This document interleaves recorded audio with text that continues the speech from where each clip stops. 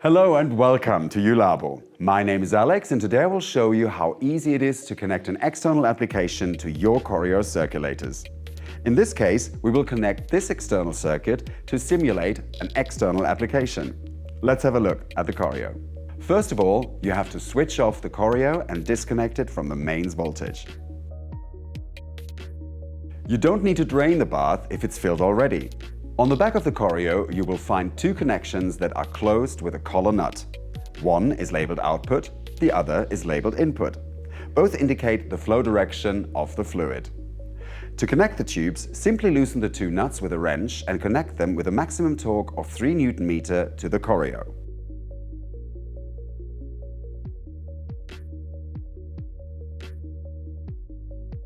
The output is always connected to the lower connection at the external recipient and the input to the upper connection. In this way, possible air in the system will be able to escape correctly. To ensure the best system performance, we offer special insulated tubing in various lengths.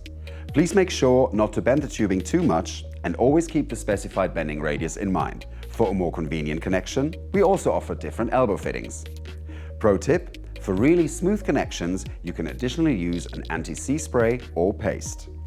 I hope this short tutorial was helpful for you. If you need more details or if you have any questions, please feel free to contact us at any time. Thank you and see you soon.